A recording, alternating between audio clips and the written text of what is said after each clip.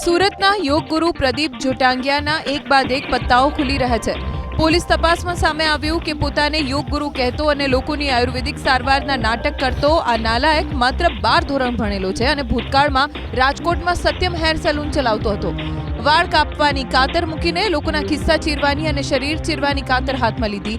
એની પાસે કોઈ જ ડિગ્રી નહોતી અને દાવા કરતો હતો હૃદયના બ્લોકેજ દૂર કરી આપવાના અને કેન્સર ભગાવવાના। સત્યમ હેર સલૂન છોડીને સત્યમ યોગ ફાઉન્ડેશન શરૂ કર્યું।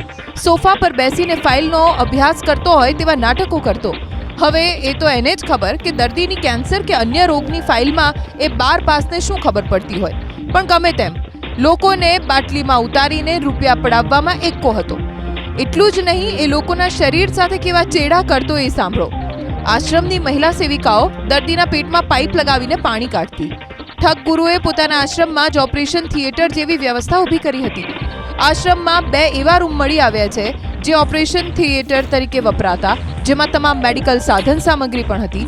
આ સાધનોનો ઉપયોગ કેવી રીતે અને કોના પર કરતો હતો તે મુદ્દે અમદાવાદ ક્રાઇમ બ્રાન્ચ હવે ઝીણવટભરી તપાસ કરી રહી છે।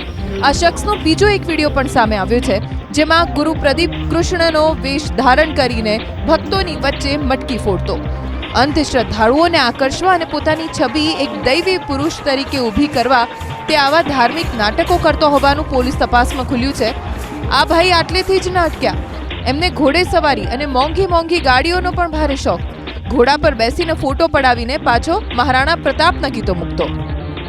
આ તરફ ચીટર યોગ ગુરુના વિરુદ્ધ લડત લડનાર સામે આવ્યા। પાટીદાર સમાજ અગ્રણી મહેશ વાઘાણીએ પાખંડી પ્રદીપને ખુલ્લો પાડવા છેડી હતી લડત। મહેશ વાઘાણીએ કહ્યું કે આ પાખંડી લોકો સાથે ફક્ત છેતરપિંડી કરતો, લોકોને યોગ અને આસ્થાના નામે ફસાવી બ્રેન વોશ કરતો।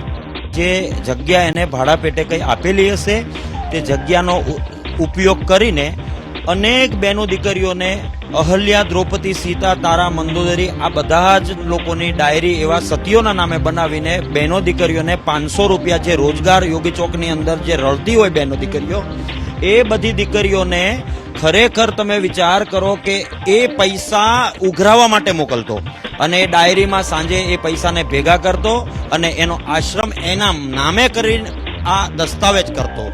જે મોસ્ટ રૂપી જે તે ટાઈમે પૈસા જે એનામાં ગયા હતા એ બધા લોકો પાટીદાર હતા અને 18 આલમ પણ હતું એમાં। તો પાખંડી પ્રદીપના કૌભાંડને લઈને મંત્રી પ્રફુલ્લ પાનસેરિયાનું નિવેદન, યોગની આડમાં અસામાજિક પ્રવૃત્તિ નહીં ચાલે, આવા લોકો સામે કડક કાર્યવાહી કરાશે।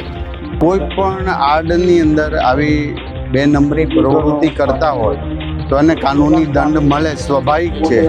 પછી યોગાના આડમાં હોય કે સામાજિક આડમાં હોય, કહેવાય ને શુદ્ધ ભાષામાં શુદ્ધ દેશદ્રોહીની પ્રવૃત્તિ, અશુદ્ધ દેશદ્રોહીની પ્રવૃત્તિ, તો એને ચલાવી લેવાય, કોઈ પણ સંજોગોમાં ચલાવી લેવાય નહીં। કોઈક આવા આંગળીને વેઢે ગણાય કોઈ નીકળતા હોય તો એને ચોક્કસ કાનૂની રાહ પર દંડ મળવો જોઈએ। સત્ય છે એ બહાર આવશે અને પોલીસ સારી કામગીરી કરી।